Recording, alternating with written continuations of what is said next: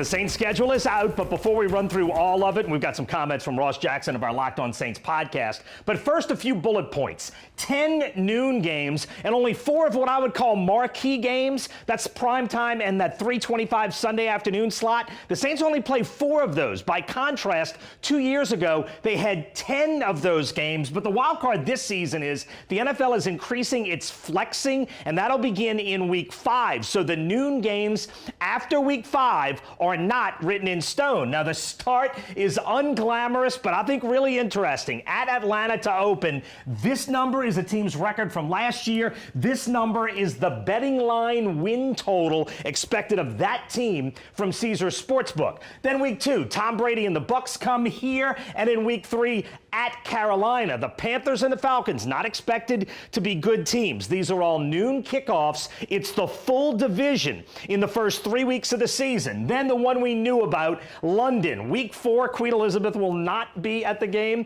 but nothing says London more than Queen Elizabeth. Well, maybe that guy does. This game against Justin Jefferson and the Minnesota Vikings. And then the gauntlet, which is set up by the Week 14 bye, which is super late, from Week 5 to 13. That's 9 straight weeks. In that time, the Saints will play 7 playoff teams. So the Saints, from that point, from about Week 5 all the way through Week 13, have some really tough matchups that are going to include some unfamiliar opponents, which is a key piece to this too.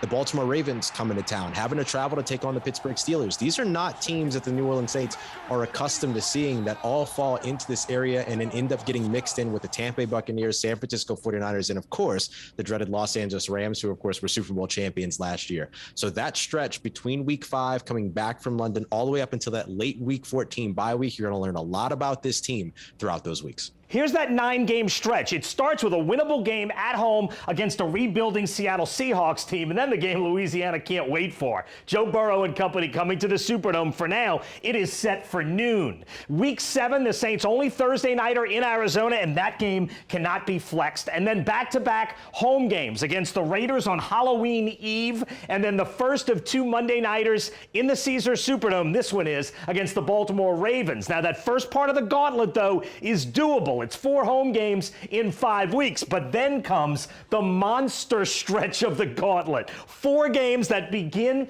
at Pittsburgh. Then the world champion Rams come to the Superdome. The Sunday after Thanksgiving, the Saints go to San Francisco, and then a Monday nighter in Tampa Bay to end that 9-game stretch. That 4-game stretch, super hard. Then the late bye in Week 14 sets up the Final 4. The Falcons, that kickoff date and time to be determined. At Cleveland on Christmas Eve, which is a Saturday, then at Philadelphia on New Year's Day, which is a Sunday, then the Panthers at home to end it, that one too, to be determined. For now, though, 10 noon games. And we're so accustomed to the noon games in the NFL schedule being Jacksonville Jaguars territory, right? But now you're seeing the New Orleans Saints kind of populate that a little bit. Whether or not the New Orleans Saints can change the minds of those networks, we'll have to see what they can get started early. For now, the Saints have 0 Sunday night games. But again, we expect to see more schedule flexing this season.